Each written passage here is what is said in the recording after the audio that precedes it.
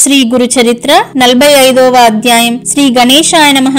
శ్రీ సరస్వత్యై నమః. శ్రీ గురుభ్యో నమః. నామధారకుడు భక్తి పారవశ్యంతో మహాత్మా బ్రహ్మ సాక్షాత్కారం కూడా ప్రసాదించగల ఇంత దుర్లభమైన శ్రీ గురుకథామృతం సేవించగలిగిన నేనెంతో ధన్యుణ్ణి. నాకు దైన్యం తొలగి మనసు శాంతించింది. దయతో అటుపై కథ కూడా వివరించండి అని కోరాడు. సిద్ధయోగి సంతోషంతో ఇలా చెప్పారు. నామధారక, ఇంతకు ముందు నరహరి శర్మ వలేని శ్రీగురుణ్ణి సేవించు. మరి ఇద్దరు కవులు ముక్తులయ్యారు. శ్రీగురుడు వారిని ఎలా అనుగ్రహించారో చెబుతాను విను. నంది శర్మ అనే ఒక బ్రాహ్మణునికి తెల్ల కుష్టి వ్యాధి వచ్చింది. అతడు ఆ బాధ తొలగించుకోవడానికి తులజాపురం వెళ్లి అహర్నిశలు తదేక దీక్షతో భవానీదేవిని 3 సంవత్సరాలు ఉపాసించాడు. ఫలితం కనిపించకపోయేసరికి అతడొకసారి 3 రోజులు ఉపవాసం చేశాడు. 3వ నాటి రాత్రి జగన్మాత అతనికి స్వప్న దర్శనమిచ్చి చందలా పరమేశ్వరిని ఆశ్రయించమని చెప్పి అంతర్ధానమైంది. ఆ ప్రకారమే అతడు వెళ్లి 7 మాసాల పాటు ఒంటిపూట భోజనంతో ఆ పరమేశ్వరిని పూజించాడు. అప్పుడు ఒకనాటి రాత్రి ఆ దేవి స్వప్న దర్శనమిచ్చి గంధర్వపురంలో విజయం చేస్తున్న త్రిమూర్తి అవతారమైన శ్రీ నరసింహ సరస్వతి స్వామి అనే యతీశ్వరుణ్ణి ఆశ్రయించమని చెప్పి అంతర్ధానమైంది. నంది శర్మ నిద్రలేచి, అయ్యో, నేను ఇంతకాలం ఇంతటి దీక్షతో ఉపాసిస్తే తేలినది ఇదేనా? దేవి ఈ మాట మొదటే చెబితే నేనిక్కడకు వచ్చేవాడినే కాదు. 3 సంవత్సరాలు తులజా భవానిని 7 నెలలు నిన్ను సేవిస్తే నీవు చివరకు నన్నొక మానవ మాతృణ్ణి ఆశ్రయించమంటావే? నీ దేవత్వం ఏమైంది? అలా చెప్పడానికి పరాశక్తివైన నీకు సిగ్గువేయడం లేదా? 7 నెలలు తపస్సు చేసి నేను తెలుసుకున్నది నీకు శక్తి లేదనేనా? నీ వల్ల కాదని మొదటనే చెబితే నాకింత కష్టమైనా తప్పేది కదా అని వాపోయాడు. చివరకు ఈ కఠిన తపస్సు వలన బలహీనుడనైన నేను ఇంకెక్కడికి పోగలను? నేను ఎక్కడకు వెళ్ళను. ఇక్కడే మరికొంతకాలం పురశ్చరణ చేస్తాను. దేవి, నీవు నా రోగం పోగొట్టకుంటే నీ పాదాల వద్దే ప్రాణత్యాగం చేస్తాను అని దేవికి చెప్పుకొని ఈసారి ప్రాయోపవేశం చేయసాగాడు. ఆ దేవి అతనికి మరలా ఆ మరుసటి రోజు రాత్రే స్వప్న దర్శనమిచ్చి అతనిని అచటి నుండి లేచిపోమ్మని ఆదేశించింది. దానికి తోడు అచట పూజారికి కూడా ఆమె దర్శనమిచ్చి నంది శర్మను అక్కడి నుండి వెళ్లగొట్టమని ఆజ్ఞాపించింది. మరుసటి ఉదయమే వాళ్ళందరూ అతనితో, నందయ్య గారు, అమ్మవారి సెలవయింది కనుక మీరు తక్షణమే ఇక్కడి నుండి వెళ్లిపోవాలి, లేకుంటే మేమే ఇక్కడ నుండి నెట్టివేయవలసి వస్తుంది అని బెదిరించారు. వేరు దారి లేక అతడు అందుకు అంగీకరించి దేవిని పూజించి పారణ చేసి ఆ ఊరు విడిచి బయలుదేరాడు. తనకు వ్రతభంగమైనందుకు ఉపవసిస్తూ ఒక శివరాత్రి నాటికి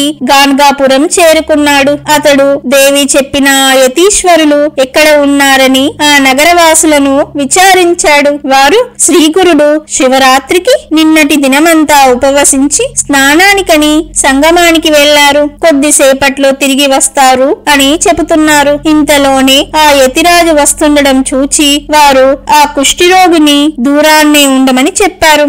స్వామి మఠంలో ప్రవేశించి తమ స్థానంలో కూర్చోగానే వారి దర్శనానికై ఒక కుష్ఠిరోగి వచ్చారని అచ్చటి వారు మనవి చేశారు. అది వినగానే శ్రీగురుడు, వాడు సంశయాత్మకుడు అయినప్పటికీ మా ఎదుటకు రమ్మనండి అని చెప్పారు. అది విని నంది శర్మ అడుగడుగుకు సాష్టాంగ పడుతూ వారి ఎదుటకు వచ్చాడు. శ్రీ నరసింహ సరస్వతి అతనిని చూచి, ఏమయ్యా, మొదటి దేవిని ఆశ్రయించాక మరల ఈ మానవ మాతృణ్ణి దర్శించేదేమిటి అనుకుంటూ మా దర్శనానికి వచ్చావేమి? నీకు విశ్వాసం లేకుంటే దేవి ఆదేశిస్తే మాత్రం రావడమెందుకు అన్నారు. వెంటనే ఆయన సర్వజ్ఞులని తెలుసుకొనిన నంది శర్మ పశ్చాత్తాపంతో సాష్టాంగ నమస్కారం చేసి ఇలా అన్నాడు. స్వామి, నేను మూఢుడను. శుద్ధ సత్వ స్వరూపులైన మీ దృష్టి నాపై ప్రసరింపచేయడం వలన నాలోని తమోగుణం అంతరించింది. పాపాత్ముడనైన నేను మీరు మాయాతీతులని, సాక్షాత్తు పరబ్రహ్మ స్వరూపులని తెలుసుకోలేకపోయాను. నేడు తమ దర్శనం వలన నా పాపాలన్నీ నశించాయి. మీరు భూమిని ఉద్ధరించడానికి దిగివచ్చిన గంగ వలె నా వంటి వారిని రక్షించడానికి మానవ రూపంలో అవతరించారు. మీ పాదసేవ దొరికాక నా అభీష్టం ఎందుకు నెరవేరదు? జారత్వ దోషం వలన పాషణమైన అహల్య శ్రీరాముని పాదస్పర్శ వలన ఉద్ధరణ పొందలేదా? నేను ఎన్ని పాపాలు చేసిన వాడనైనా మీ పాదస్పర్శ వలన పవిత్రుడనవుతాను స్వామి. నా స్థితి కొంచెం విన్నవించుకుంటాను. నాకు వివాహమైనప్పటి నుండి ఆపాదమస్తకము కుష్ఠరోగం వచ్చింది. అందువలన నా భార్య నన్ను విడిచి పుట్టింటికి వెళ్ళింది. నా తల్లిదండ్రులు కూడా నన్ను వెళ్ళగొట్టారు. నేను దిక్కులేని వాడినై ఆ జగదాంబాను ఆశ్రయించి ఉపవసించిన నా పాపం నశించలేదు. అప్పుడు ఆ తల్లి చెప్పినట్లు చండలేశ్వరిని ఆశ్రయిస్తే నా రోగం తగ్గుతుందని గంపెడాశతో అచటికి వెళ్లి కఠోరమైన పురశ్చరణ చేశాను. ఆ తల్లి కూడా నన్ను చీదరించుకొని వెళ్ళగొట్టిందే కాని అనుగ్రహించనే లేదు. నా ముఖం చూచేవారెవ్వరూ లేరు. నేను ఇలా బ్రతకడం కంటే మరణించడమే మేలు. చివరి ఆశగా మిమ్మల్ని శరణు పొందడానికి వచ్చాను. దయచేసి ఈ నా వ్యాధికి నివారణమున్నదో లేదో వెంటనే చెప్పండి. ఈ దుస్థితిలో నేనింకా బతకలేను. నివారణోపాయం లేకుంటే మీ పాదాల వద్దని నా ప్రాణాలు విడవాలనే వచ్చాను. మీరే నాకు దిక్కు, ఆ పైన మీ దయ అని దీనాది దీనంగా నంది శర్మ వేడుకున్నాడు. శ్రీ గురుడు అతని పట్ల కృప చెంది సోమనాథుడనే ప్రియ శిష్యుణ్ణి పిలిచి, నాయన నీవితనిని సంగమానికి తీసుకుపోయి సంకల్పం చెప్పించి అచటి శక్కుల తీర్థంలో స్నానం చేయించు. తర్వాత అచటి అశ్వత్థ వృక్షానికి సేవ చేయించు. అప్పుడు ఇతడు కట్టుకున్న బట్టలు తగులబెట్టించి కొత్త వస్త్రాలు కట్టించి ఇక్కడకు తీసుకొనిరా అని ఆదేశించారు. ఆ ప్రకారమే నంది శర్మ స్నానానికి వెళ్లి ఒక్కసారి ఆ నదిలో మునిగి పైకి లేవగాని అతని శరీరంలో ఆ రోగం ఎక్కడా లేకుండా పోయింది. తర్వాత అచటి అశ్వత్థ వృక్షానికి ప్రదక్షిణం చేయగాని అతని శరీరం బంగారు ఛాయతో వెలిగిపోయింది. తర్వాత అతడు కొత్త వస్త్రాలు ధరించాక అతని పాత వస్త్రాలు మూట కట్టించి ఒక చోట తగుల పెట్టించారు. అప్పుడు ఆ తగుల పెట్టిన ప్రదేశమంతా చౌడుబారిపోయింది. అప్పుడు వారిద్దరూ మఠానికి తిరిగి వచ్చారు. ఒక గడియ క్రిందట దేహమంతటా కుష్ఠరోగమున్న అతడు ఇంతలోనే శుద్ధుడై సోమనాథునితో కూడా శ్రీగురుని పాదాలకు మొక్కాలని వేగంగా వస్తున్న నంది శర్మను చూచి అచ్చటి జనమంతా ఆశ్చర్యచకితులయ్యారు. శ్రీగురుడు అతనిని చూచి, ఏమి నంది శర్మ, నీ కోరిక నెరవేరిందా? జాగ్రత్తగా నీ ఒళ్ళంతా చూచుకొని చెప్పు అన్నారు. అతడు చూచుకొని తన పిక్క మీద ఒక్క చోట కొద్ది మాత్రం కుష్టి ముగిలి ఉండడం చూచి బాధపడి, అయ్యో మీ కృప వల్ల కూడా ఈ వ్యాధి పూర్తిగా నశించలేదే, నన్ను దయ చూడండి అని వేడుకున్నాడు. శ్రీగురుడు, నాయన నీవు దేవతల వల్ల గానిది ఒక మానవ మాతృని వలన ఎలా సాధ్యమవుతుంది అని సంశయించినంత మేరకు ఈ వ్యాధి మిగిలింది. ఇప్పుడు నీ సందేహం తీరిందో లేదో చెప్పి స్తోత్రం చెయ్యి, ఆ కాస్త తొలగిపోతుంది అన్నారు. నంది శర్మ నమస్కరించి, స్వామి మీ పట్ల నాకు గల సంశయం పూర్తిగా తొలగిపోయింది.